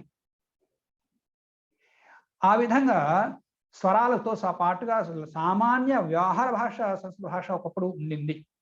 మరి ఉచ్చారణలో చూస్తే అనుదాత్తము కిందిగా పలుకుతారు, ఉదాత్తం మధ్యలో పలుకుతారు, స్వరితము ఉన్నతంగా పలుకుతారు. కానీ మనము అష్టాధ్యాయి సూత్రాన్ని చదువుకున్నప్పుడు ఉచ్చైరుదాత్త అనే సూత్రం వస్తుంది, శిక్షా శాస్త్రంలో వస్తుంది. దీని యొక్క లక్షణము ఉచ్చై ఉదాత్త అంటే ఉదాత్తం యొక్క ఉచ్చారణ ఊర్ధ్వ ధ్వనిలో, ఉన్నత ధ్వనిలో పలకాలి అని వస్తుంది. కానీ వ్యవహారంలో చూస్తే స్వరితాన్ని ఉన్నతంగా పలుకుతున్నాము, అంటే ఎక్కువ ధ్వనితో పలుకుతున్నాము. మరే చాలా మందికి సందేహం ఇక్కడ కలుగుతుంది. మరి పాణిని లక్షణం వచ్చారు తప్పు చెప్పాడా, లేకుంటే ఈ పరంపరలో ఏదైతే ఉందో స్వరితాన్ని ఉదాత్తాన్ని ఊర్ధ్వంగా పలకకుండా ఉన్నతంగా పలకకుండా స్వరితాన్ని పలుకుతున్నారు. ఈ పరంపరలో పొరపాటు ఉందా, లేకుంటే మహర్షి పాణిని యొక్క లక్షణంలో పొరపాటు ఉందా అని సందేహం కలుగుతుంది. కానీ ఇక్కడ అర్థం చేసుకోవాల్సింది ఏంటంటే ఉచ్చైరుదాత్త అనే శబ్దానికి ఉచ్చై అంటే సర్వోచ్చం అని అర్థం కాదు. ఉదాత్తము చాలా నిమ్న స్థానంలో ఉచ్చరించబడుతుంది, దానికంటే పై స్వరంలో ఉదాత్తం పలకబడుతుంది, దానికంటే పై కూడా స్వరితం పలకబడుతుంది. అయితే ఉదాత్త దృష్టిలో ఉదాత్తము ఉన్నతమైంది. ఉదాత్తం కంటే ఎక్కువ స్వరంలో పలికే దాన్నే ఉదాత్తం అంటారు. అనుదాత్తం కంటే ఎక్కువ ధ్వనితో పలికే స్వరాన్నే ఉదాత్తము అని అంటారని ఉచ్చైరుదాత్త అనే శబ్దానికి అర్థం. కానీ అక్కడ ఉచ్చైరుదాత్త సూత్రంలో ఉచ్చై శబ్దము అర్థం సర్వోచ్చము అనే అర్థము కాదు. ఉదాహరణకు ఒకరికి ముగ్గురు సంతానం, ముగ్గురు అబ్బాయిలు ఉన్నారనుకోండి. అందులో పెద్దవాడు, మధ్యవాడు, చిన్నవాడు. చిన్నవాడిని మధ్యవాడిని చూసి ఈ రెండో అతను చూసి చిన్నవాడ పెద్దవాడు అయితే రెండోవాడిని పెద్దవాడు అని అంటాం. అంటే చిన్నవాడి దృష్టిలో మూడో అబ్బాయి దృష్టిలో రెండో అతను పెద్దవాడు అని అర్థం. అంటే అందరికంటే పెద్దవాడు అని అర్థం కాదు. ఆ ఇద్దరిలో పోల్చినప్పుడు రెండో అబ్బాయి చిన్నవాని కంటే పెద్దవాడు. అదే విధంగా అనుదాత్తము అన్నిటికంటే నీచము, అన్నిటికంటే తక్కువ స్థలంలో పలకబడుతుంది, దానికంటే ఎక్కువ స్థలంలో పలకబడుతుంది. కాబట్టి ఉదాత్తానికి ఉచ్చైహి అని శబ్దము పాణిని వాడాడు. కానీ సర్వోచ్చము అన్నిటికంటే ఊర్ధ్వధ్వనితో పలకబడే స్వరం అని అర్థం అక్కడ కాదు. ఆ స్వరితంలో కూడా ఊర్ధ్వధ్వని ఎందుకు వస్తుంది అనేది నేను ఇక్కడ చెప్పలేను, అది సూక్ష్మమైన విషయము. అనుదాత్తము కూడా నీచమనిగా కింది ధ్వని కాదు, అందుకంటే కింది అనుదాత్త తరం అని కూడా ఉంటుంది. అనుదాత్త తరము, అనుదాత్తము, ఉదాత్తము ద్వారా స్వరితం కూడా ఇంకా సన్నత, ఇంకా ఎక్కువ ఊర్ధ్వధ్వనితో పలకబడే స్వరితాలు కూడా ఉంటాయి. ఈ విధంగా 4 స్థలాలు మనకు ఏర్పడ్డాయి. కింది ఉదాత్తం, అనుదాత్తము, అనుదాత్తరము. అనుదాత్తరము అన్నిటికంటే కింద ఉంటుంది, దానికంటే పైకి అనుదాత్తం ఉంటుంది. ఈ 2 అనుదాత్తాలే. ఆ 2 అనుదాత్తాల తర్వాత పైన ఉన్నది మధ్యలో ఉదాత్తము. ఆ ఉదాత్తానికి 2 కింద ఉన్న అనుదాత్తాల స్థలాల పరిస్థితికి చూస్తే దానితో పోల్చి చూస్తే ఉదాత్తము ఊర్ధ్వధ్వనితో ఉచ్చరించబడుతుంది. కాబట్టి ఉచ్చైహి అని అన్నాము. కానీ అక్కడ ఉచ్చైహి అంటే సర్వోచ్చమైన సర్వ ఊర్ధ్వధ్వని అని కాదు, ఉన్నతమైన ధ్వని అని అర్థం కాదు. సర్వోన్నత ధ్వని స్వరితమే. ఆ స్వరితంలో ఉన్న ధ్వని ఎందుకు వస్తుంది అనేది నేను ఇక్కడ చెప్పలేను, అది చాలా సూక్ష్మమైన విషయము. అది చిత్రంలో చూపిస్తేనే కానీ, విస్తృతంగా వ్యాఖ్యానం చేస్తేనే కానీ అది అర్థమవుతుంది. నేను సంక్షిప్తంగా మీకు చెప్పాను. ఒక అరగంట సమయము ఆచార్య లోకేష్ గారు నాకు ఇచ్చారు, అది పూర్తి అయిపోయింది. ఏమైనా సందేహం ఉంటే నేను చెప్పిన విషయంలో మీరు అడగచ్చు, దాన్ని మనం తొందరగానే పూర్తి చేసుకుందాం ఈ విషయాన్ని. ఇప్పుడు సామాశాస్త్రే అన్న దాంట్లో మా అనుదాత్తమా అనుదాత తరమా మహోదయ అంటే ఇంకా అడగవచ్చు ఆచార్యని. ఆచార్య వారికి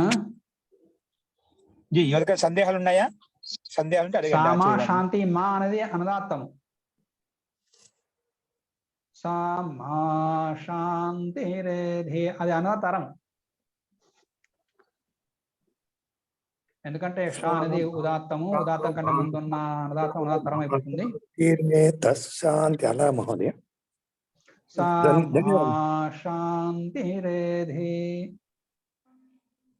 ఈ విధంగా పలకబడుతుంది. అది మాలో ఉన్నది అనుదాత్తమే, కానీ అనుదాత్తరంగా ఆడ పలకబడుతుంది. ధన్యవాదము. మంచిది. ఓం నమస్తే. ధన్యవాదాలు ఆచార్య.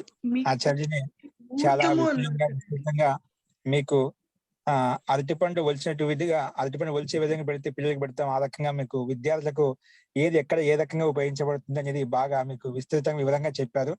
ఆ పుస్తకం ఇక్కడే చెప్పారు. పుస్తకంలో ఇంకా మీకు అర్థం చేసుకోవడానికి అని చెప్పి శిక్షా శాస్త్రంలో ఆచార్యవారు ఇదే సూత్రాన్ని, పాణినీయ సూత్రాన్ని విపులంగా ఇంకా విశదీకరించి చెప్పారండి. ఆ పుస్తకాన్ని మేము సహాయం తీసుకుంటాము. అది మన దగ్గర పుస్తకం ఉంది, PDF మీకు స్లైడ్ చూపిస్తాను. ఇప్పుడు ఆచార్య ఈ విధంగా చూపించారు, అది మీకు మనం పాఠం చెప్పుకుంటప్పుడు అది ఏ వదన ఎలా ఉచ్చరించబడుతుంది, ఏ రకంగా అది ఓపెన్ అవుతుంది, ఆచార్య కొన్ని సంకేతంతో చెప్పారు మనకు. అది మనం పుస్తకాన్ని స్లైడ్ మాధ్యమంతో కూడా చూపించుకుంటాము. కాబట్టి ఈ ఆచార్య వారు 2 చాలా పుస్తకాలు నేను రాసిన మీకు ఉల్టా కనబడుతున్నాయి కావచ్చు. ఈ 2 పుస్తకాలు రాశాను. దివ్య చాలా శాస్త్రం సూక్ష్మమైనది. అనేది ప్రారంభ దర్శనంలో చదువుకునే వాళ్ళకి ఇది ఉంది. చాలా గూఢంగా, రహస్యంగా ఇది రాయబడింది. మహర్షి పాణిని కేవలం సూత్రాలు రాశాడు. అది కేవలం 2 పేజీల సమాప్తం అయిపోతుంది. కానీ దాంట్లో ఎంతో విజ్ఞానం ఉంది.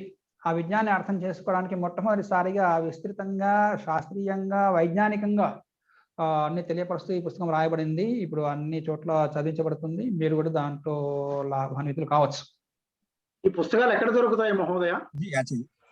వారు అవి చెప్తారు మీకు. నేను అడ్రస్ జీ పంపిస్తాను. తెప్పిస్తాను. మన వ్యాకరణ పుస్తకాలు ఎక్కడైతే తెప్పిస్తున్నాం అక్కడి నుంచి తెప్పిస్తాము. మనకు కావాల్సిన ఉమ్. వాళ్ళంతా ఈ విధంగా మీరు అడ్రస్ ఇచ్చారు. నాకు చెప్తేనే మీ అడ్రస్ మీ ఇంటికి డైరెక్ట్ గా వచ్చేస్తుంది. అడ్రస్ పంపించండి.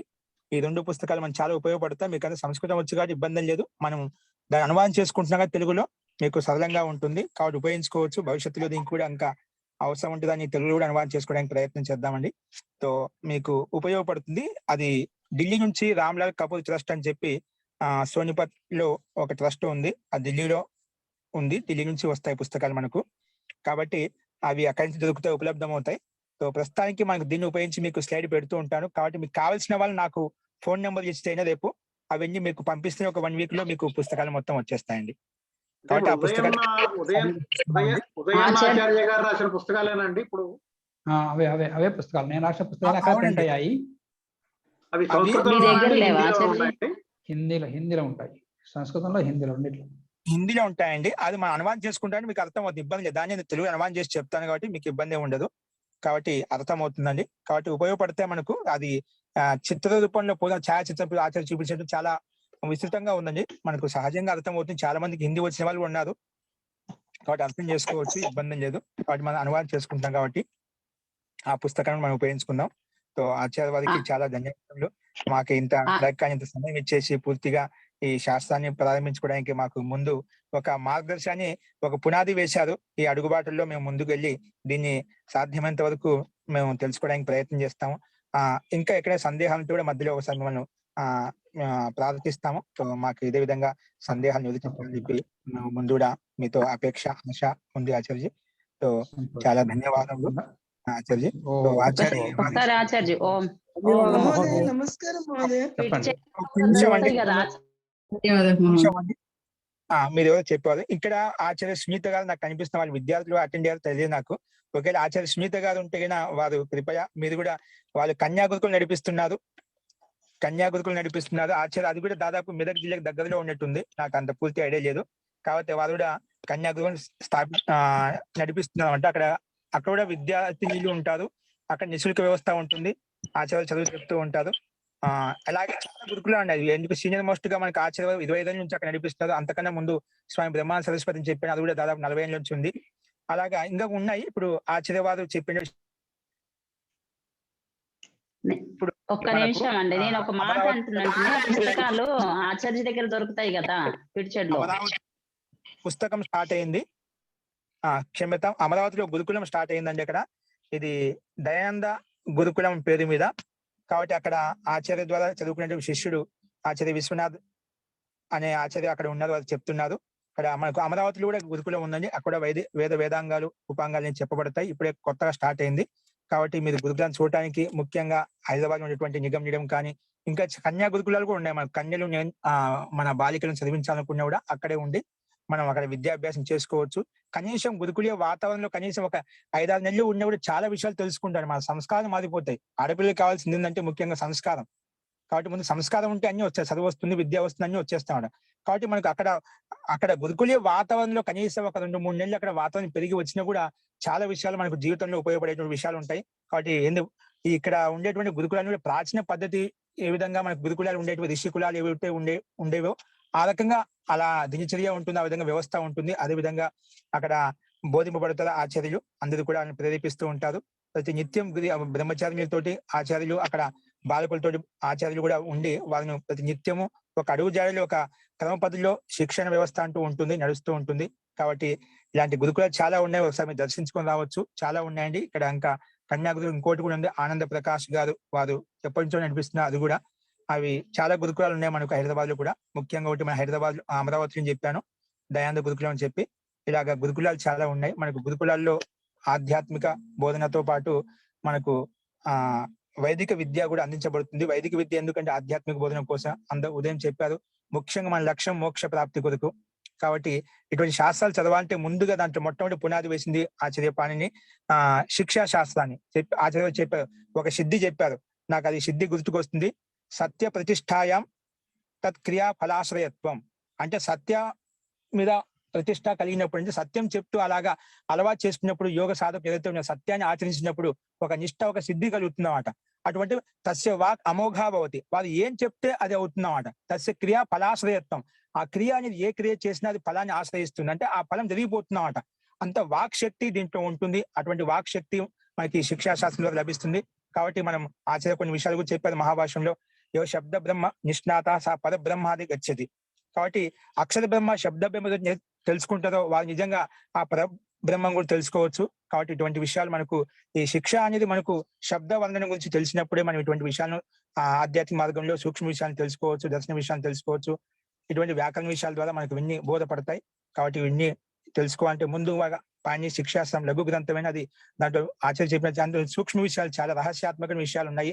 కాబట్టి అక్షర బ్రహ్మ శబ్ద బ్రహ్మ తెలుసుకోవాలంటే ఇది ఖచ్చితంగా ప్రతి ఒక్కరికి అనివార్యము. ప్రతి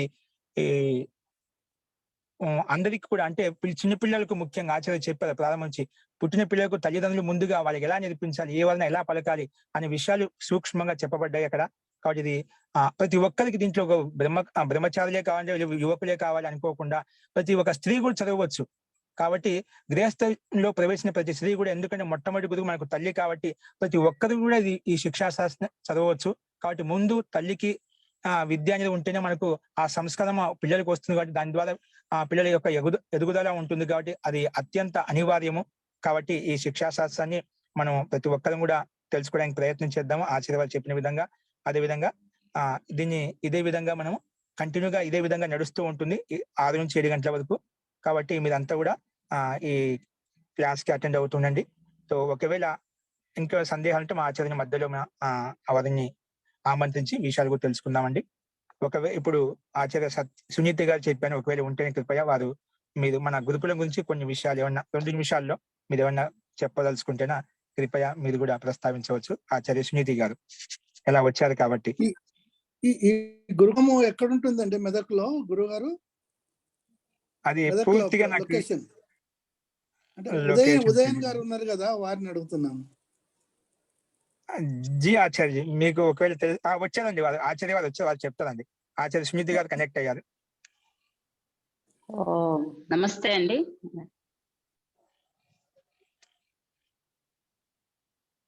జీ మన గురుకుల పరిచయం ఎక్కడ ఉందో ఒకసారి ఆచార్య వారు 2 నిమిషాలు. అండి మెదక్ దగ్గర, మెదక్ ప్రాపర్ దగ్గరనండి. మెదక్ చేగుంట మధ్యలో ఉంటది. అచ్చా అది చెప్పండి. నేను ఎందుకంటే మెదక్ లో పనిచేసినాను. మెదక్ నుంచి చేగుంట దారిలో, మెదక్ నుంచి 10 కిలోమీటర్ల దూరంలో అండి. సరే సరే సరే సరే మీరు ఎక్కడండి? నేను R&B మెదక్ లో చాలా 7 సంవత్సరాలు చేసినండి. ఇక్కడ రోడ్స్ అండ్ బిల్డింగ్స్ లో, అక్కడ 83 నుంచి 89 దాకా అక్కడే మెదక్లే ఉన్నాను నేను. అందుకే ఐడియా ఉంది కనుక ఎక్కడ ఉందని. చేగుంట రోడ్ తెలుసు, మధ్యన మన 2 రోడ్ల చిన్న శంకరం. అవునవును, అదే. అంటే లొకేషన్ అప్పుడు లేకుండే, నేను ఉన్నప్పుడు. ఇప్పుడు ఈ మధ్యన అయిందేమో తెలియదు. ఒకసారి తెలిసిన లొకేషన్ బస్ స్టాప్ దగ్గర మాందాపురం. మాందాపూర్ ఊరు పేరు. అచ్చా అక్కడ వెళ్ళినప్పుడు దర్శించుకుందామని అంతే. తప్పకుండా అండి, మంచిది. ధన్యవాదాలు మహోదయ్. ధన్యవాదాలు, నమస్తే. ఆచార్య సవిత గారు ఉన్నారు, వారు కూడా కన్యాకుమారి నడిపిస్తున్నారు. ముఖ్యంగా ఆచార్య నిర్మల గారు ఉన్నారు. నిర్మల గారు అనుకుంటాను, మన ఆనంద్ ప్రకాష్ గారి దగ్గర ఉన్నవారు. నేను పేరు విస్మరిస్తున్నాను అనుకుంటాను. నీరజ గారు అక్కడ వారు కన్యాకుమారి నడిపిస్తున్నారు. అలాగా మనకు కన్యాకుమారి హైదరాబాద్ లో ఉన్నాయండి. సో చాలా మీరు దర్శించుకోవడం రావచ్చు, ఎలా ఉంటారు, ఏ విధంగా ఉంటారు ఒకసారి చూడటానికి వెళ్ళి రావచ్చు. కాబట్టి మనలో కూడా ప్రేరణ కలుగుతుంది, మన పిల్లలకు ఒక మంచి శిక్షణ ఇవ్వాలని అనే మనకు కూడా ఓ సంస్కారం అలవడుతుంది. కాబట్టి బాలకుల గురుకులాలు చాలా ఉన్నాయి, అవి చెప్పాము. ఇప్పుడు మనకు అమరావతిలో ఒకటి ఉంది, దయానంద వేద గురుకులం. ఇది గుంటూరులో రాయపూడి గ్రామంలో ఉంది, అది కూడా మనకు బాలకుల కొత్త స్టార్ట్ అయింది. కాబట్టి ఇటువంటి గురుకులాలు చాలా ఉన్నాయి, వైదిక వాంగ్మయాన్ని మనం తెలుసుకోవడానికి. లేదురా మరి ఎంత కట్టాడుగా క్షమితామండి, మధ్యలో నాగలక్ష్మి ఏదో అడుగుతున్నారండి, కృపయ నాగలక్ష్మి గారు. ఉదయన్ గారితో మాట్లాడొచ్చండి. ఏంటండి? ఉదయన్ మహోదయ్తో మాట్లాడొచ్చండి. మీరేమైనా ప్రశ్న ఉంటే అడగండి, తప్పలేదండి. కానీ ప్రశ్న ఉందండి, ప్రశ్న ఉంటే అడగండి, అందరికి ఉపయోగపడుతుంది. నేను వ్యక్తిగతంగా మాట్లాడితే ఆచార్య గారి నెంబర్ మీకు ఇస్తా అండి. మనం అడగండి, ఏదైనా ప్రశ్న ఉందా? అది మూర్ధము అన్నారు కదా మహోదయ, మనం తెలుగులో అంగిట అంటాం, అదేనా మహోదయ? మూర్ధము అన్నారు, మూర్ధ అంటే అంగిట, మనం అంగిట అంటాము. అవునండి. ఇది ఇంకొకటి మహోదయ, పనిని గురించి పూర్తి వివరాలు తెలుసుకోవాలనుకుంటున్నాను మహోదయ. ఓకే అండి, మనం పెట్టుకుంటున్నాం అండి, అవన్నీ నిదానంగా వచ్చేస్తాయి. దాని భూమిక రూపంలో ఏదో మనకు ఆచార్య గురు పూర్ణిమ సందర్భంగా ఆచార్య యొక్క మనకు సందేశాన్ని మనం విన్నాము. ఇవన్నీ వస్తాయండి, ఖచ్చితంగా మనం చెప్పుకుందామండి వారి గురించి వివరణ అంతా కూడా. ఆచార్య వారికి, ఆచార్య స్మృతి గారికి, ఇంకా ఇక్కడ వచ్చిన వారందరికీ కూడా చాలా చాలా ధన్యవాదములు.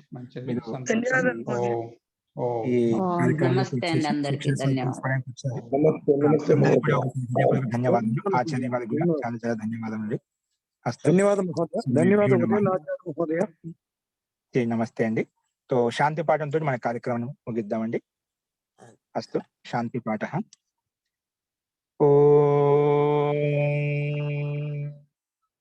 ద్యౌ శాంతిరంతరిక్షగం శాంతి, పృథివీ శాంతిరాపః శాంతిరోషధయః శాంతి, వనస్పతయః శాంతిర్విశ్వే దేవాః శాంతి, బ్రహ్మ శాంతి, సర్వం శాంతి, శాంతిరేవ శాంతి, సామా శాంతిరేధి. ఓం శాంతి శాంతి శాంతి. సర్వేభ్యో నమః. అందరికీ నమస్కారం అండి. నమస్తే మహోదయ. ఓం నమస్తే గురుజీ. ధన్యవాదాలు గురుజీ. ఓం నమస్తే.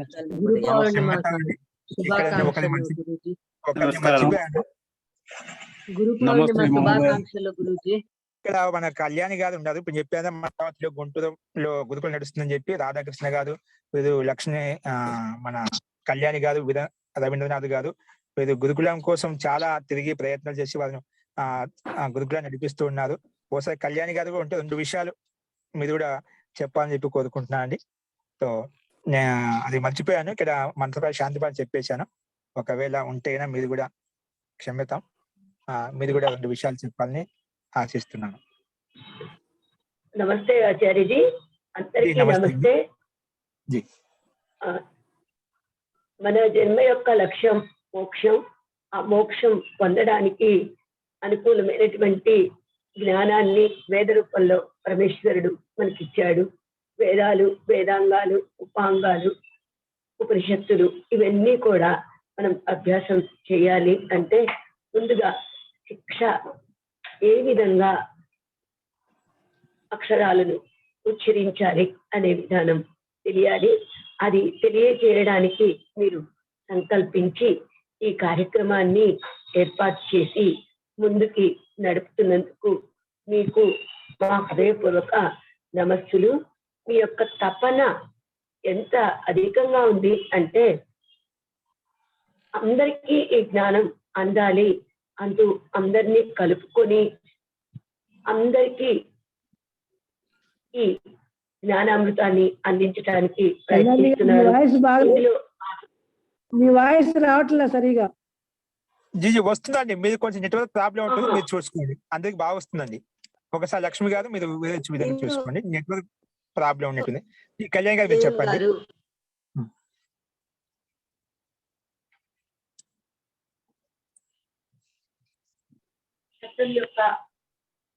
ఎలా జరుగుతుందో అంత రూపం బాహ్య రూపం, వీటన్నిటిని కూడా చక్కగా వివరించి తెలియచేశారు. ఇప్పుడు ఈ గురు పూర్ణిమ సందర్భంగా మనందరం కూడా సంకల్పించాలి. పరమ గురుడు పరమేశ్వరుడు మనందరికీ ప్రసాదించినటువంటి ఈ గురువులందరి మార్గదర్శనంతో మనం ఆ పరమేశ్వరుణ్ణి పొందటానికి నిరంతరం తపించాలి, పరిశ్రమించాలి, ఉపాసించాలి, ఈశ్వర ప్రాప్తిని పొందాలి. గురువులందరికీ కూడా నా నమస్సుమాంజలు తెలియజేస్తూ, ఈ వాణి ఈశ్వర ప్రదత్తమైనది, దివ్యమైనది. ఈ విషయాన్ని పసిప్రాయం నుండి అందరికీ తెలియజేసినట్లయితే ఎక్కువ ప్రయోజనం ఉంటుంది. కాబట్టి ప్రతి తల్లి, ప్రతి తండ్రి ప్రయత్నించి తమ సంతానానికి నగలు, బట్టలు ఏవేవో ఇస్తుంటారు. అవన్నీ కూడా కించిత్ ప్రయోజనాన్నే ఇస్తాయి.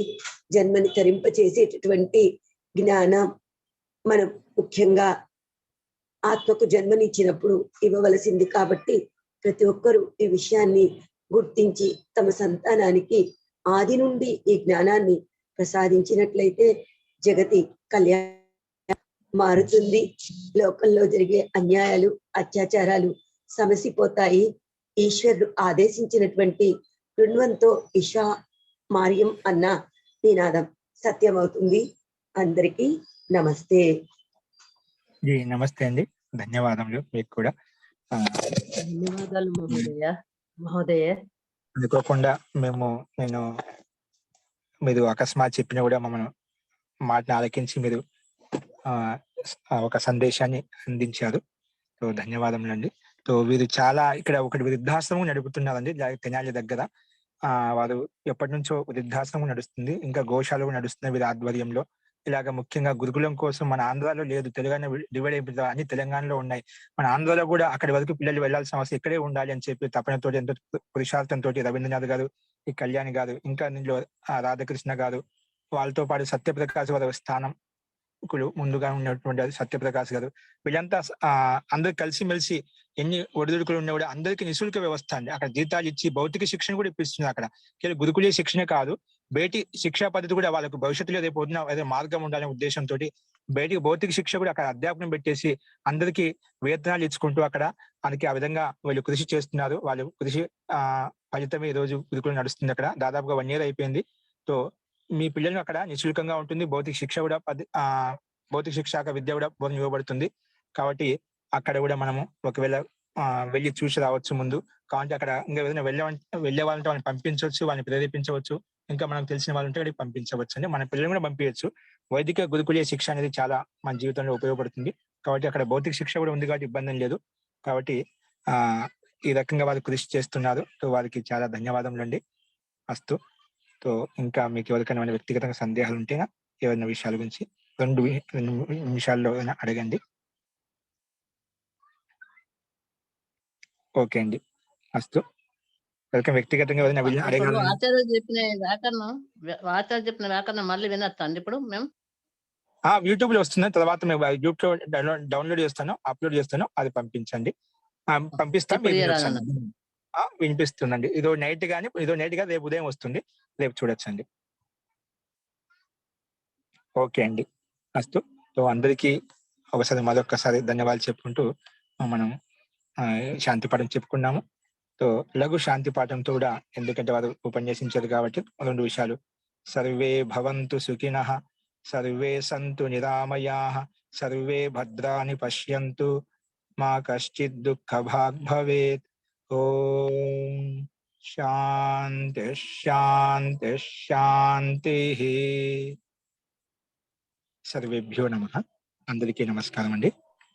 నమస్తే మహోదయ. జీ నమస్తే అండి. నమస్తే మహోదయ. నమస్తే అండి, అందరికీ నమస్కారం. రేపటి నుంచి ఒక విధంగా మనం క్లాస్ నమస్కారం మహోదయ. నమస్కారం అండి గురుగారు. నమస్తే అండి. ధన్యవాదాः మహోదయ. నమస్కారం మహోదయ. మహారాజ్. నమస్తే సార్. అస్తు. నమస్తే అండి. సర్వేభ్యో నమః.